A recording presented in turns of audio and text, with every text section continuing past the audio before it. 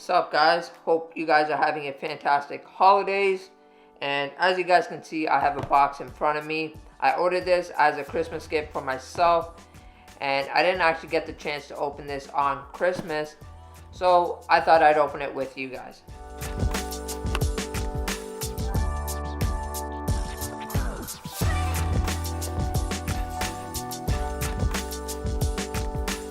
Oh, okay.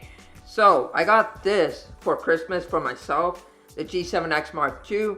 It was a debate on whether I should be getting a new microphone and a new lens for this camera, or a small compact camera like this one right here.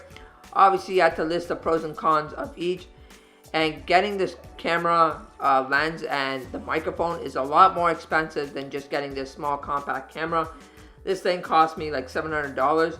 The lens itself would have cost me like $900, almost to $1,000 just to get the lens, and then the microphone is like $450. I would have got the Rode Video Mic Pro Plus. So it was way smarter to get this because this is cheaper. It does have the bokeh, so the blurry background effect in this camera. This camera is just great. Like, it has a lot of things. There's only a couple cons that I've seen from reviews. Obviously, one of them is it does not have a mic input. So it has an internal mic that I'd be using, and its autofocus isn't the greatest, but it has an ND filter, so it'd be really good during like sunlight, and it has like a really good aperture, so I can shoot at night times. Although I don't really vlog at night, if I really wanted to, I could use this because it's really good in night conditions. I am charging it right now, so I'll pick up the camera in a little bit, just to show you what it's like.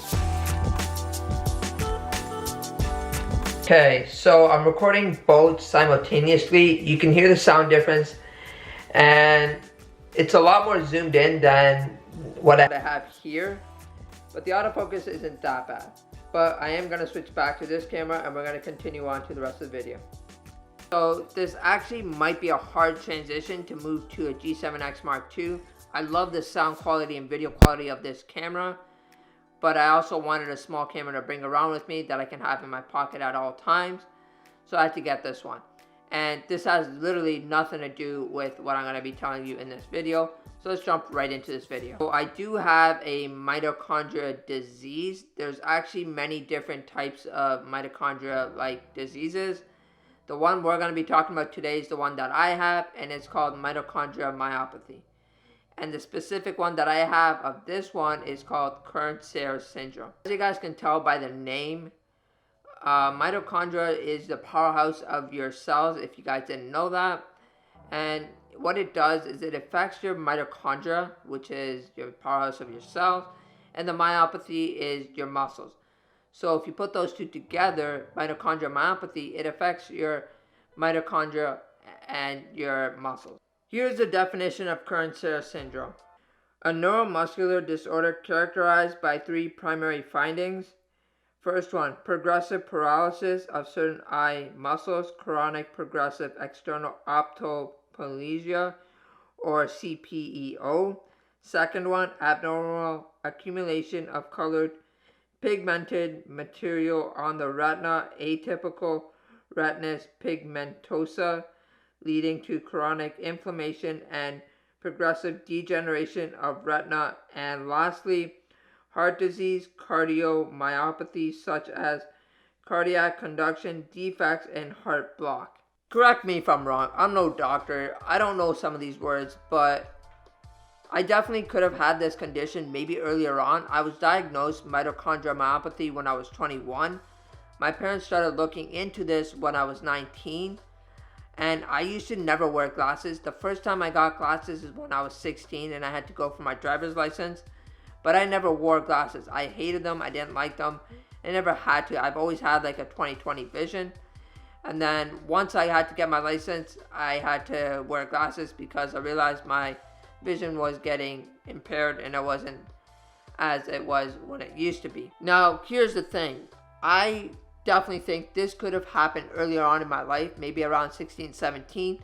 That's when I first had to get my glasses, 16, because I had to get my driver's license, and I realized my eyes were getting impaired and they weren't as good as usual.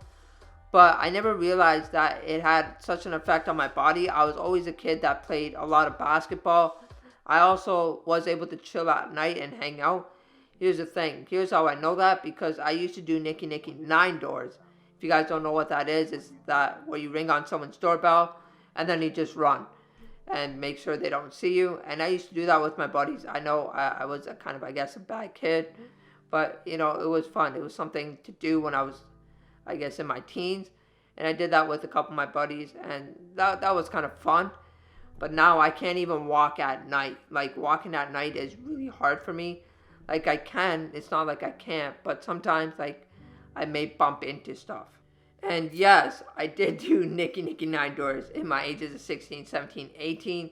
I also did Manhunt. If you guys don't know what that is, it's like tag, kind of.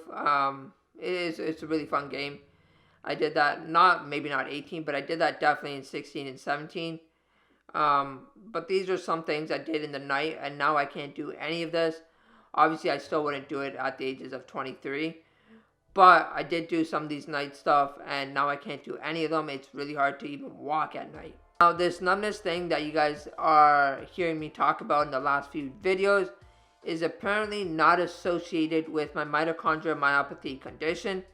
I went and asked my mitochondrial myopathy specialist, and he told me this isn't something usual that occurs in your condition.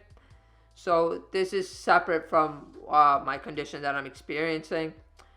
And the weakness, though, could be a cause of the mitochondrial myopathy, because that is a problem with this condition. So here's the thing. When I got diagnosed with this mitochondrial myopathy, they told me that there's actually no cure, and they're actually researching to find a cure for this condition.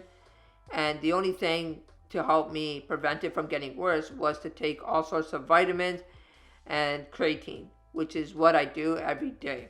So I said in my last video, my vitamins are perfectly fine. My creatine levels are good.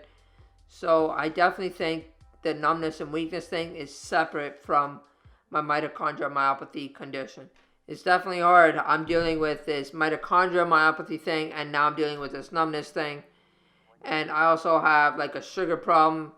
It's hard. It's definitely hard. But, you know, you just got to stay positive and know that everything will go well. And that's my mindset right now. I'm still not comfortable saying why I can't do an MRI in this video. I definitely will do it in a later video, just not in this one. But if you guys did enjoy this video, please leave a like and comment down below. Let me know what you guys think. If you guys are new to this channel, hit that red subscribe button and join the family. And turn on that bell notification so you never miss a video when I post. And on that note, I'll see you guys next time. Peace, and remember to stay humble and positive.